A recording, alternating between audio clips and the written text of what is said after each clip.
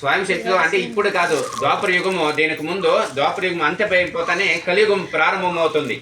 కలియుగం ప్రారంభము అయినప్పుడు లోక కళ్యాణం కోసం యాగం చేయాలని నిర్ధారిస్తారు. అంటే ఈ లోకం ఇంకన్నా బాగుండి, అందరూ ప్రతి ఒక్క జీవరాశులు అన్ని బాగుండేని మహర్షులు ఇది చేస్తారు, యాగం చేయాలని నిర్ధారం. ఆ నిర్ధారం చేసినప్పుడు హవిస్సుని ఇస్తాము.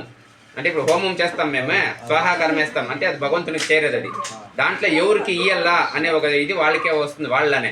అప్పుడు ఆ జాగాకి భృగు మహర్షి వస్తారు.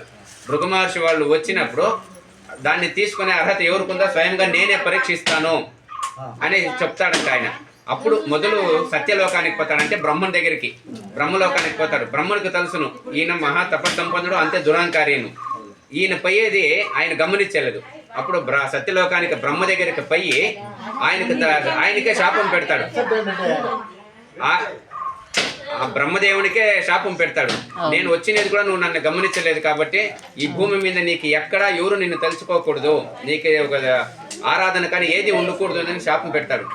అందుకే ఇప్పుడు ఈ భూమి మీద ఎక్కడ పోయినా బ్రహ్మదేవునికి ఒక దేవస్థానం కానీ ఎక్కడ ఎవరు తెలవడమే లేదు, ఎక్కడా లేదు, అది శాపము. మళ్ళీ అక్కడి నుంచి కైలాసానికి పోతాడు. కైలాసంలోనూ అంతే, ఆ పరమేశ్వరుడు ఈయన వచ్చేదాన్ని గమనించలేదు. గమనించినప్పుడు అక్కడ మహావిష్ణువుకి పరమేశ్వరుడికి శాపం పెడతాడు. నేను వచ్చినది నువ్వు గమనిలేదు, నువ్వు ఇక ఈ భూమి పైన నీ ఒక రూపమే లేకుండా పోని అని. ఇప్పుడు ఈశ్వరునికి ఎక్కడ రూపమే లేదు, దేవస్థానంలో లింగాకారమే తప్ప, లింగము ఉంది తప్ప రూపం ఎక్కడా లేదు స్వామి పరమేశ్వరునికి. ఎక్కడ భూమి మీద మీరు ఎక్కడే పోని లింగము తప్ప ఆయనకు రూపం లేదు. శాపం పెట్టుకుని వైకుంఠానికి పోతాడు. వైకుంఠానికి పోయినప్పుడు మహావిష్ణు శయనాశ్రమంలో ఉంటే వక్షస్థలానికి తొన్నిడుస్తాడు ఆ కోపం దురాంకారంతో. మహావిష్ణువుకు తెలుసును వీడికి తప సంపన్నుడునని. అప్పుడు ఆయన కూర్చోబెట్టి ఆయనకి కాల్లో ఒక కన్ను ఉంటుంది, ఆ కన్నును తీసేస్తాడు. ఆ కన్ను తీసినప్పుడు మామూలు మనిషి అయిపోతాడు ఆయన. అప్పుడు మహావిష్ణు కాలు పట్టుకుంటాడు, స్వామి సృష్టి స్థితిలే కారకుడైన నిన్నే నేను వక్షస్థానం తొందడిసిని, నా ఒక పాపానికి ప్రాయశ్చిత్తమే లేదు, నన్ను క్షమించు, నాకు నా తపశక్తిని ఇయ్యి అని అడుక్కుంటాడంట. అప్పుడు చెప్తాడంట, నువ్వు ఈ భూమిని ప్రదక్షిణ చేస్తావు, ప్రదక్షిణ చేసినప్పుడు శేషాచల పర్వతముని యొక్క క్షేత్రం నీకు చిక్కుతుంది, ఆ జాగాలో నన్ను గురించి నువ్వు తపస్సు చెయ్యి, అప్పుడు నీ తపశక్తి నేను ఇస్తాను అని చెప్తాడంట. అదే రీతిగా స్వామి ఆజ్ఞ ఇట్లా ఈ భూమి ప్రదక్షిణ వేసినప్పుడు ఇప్పుడు ఇలా ఉంది ఈ జాగా. ఇది పూర్తి అడవి ప్రదేశమేనంట, జనసంచారం లేని జాగా ఇది ఒకప్పుడు. ఈ జాగాలో తపస్సు చేసి ఆయన తపస్సుకు మెచ్చి దర్శనం ఇచ్చిన జాగా ఇది. అందుకోసమే అప్పటి నుంచి నేత్ర దర్శనమే వచ్చిన విశేషము. 6 రంధ్రాలుగా ఉంది కదా, అంటే మనుష్యునికి 6 చెడ్డ గుణాలు ఉంటుంది.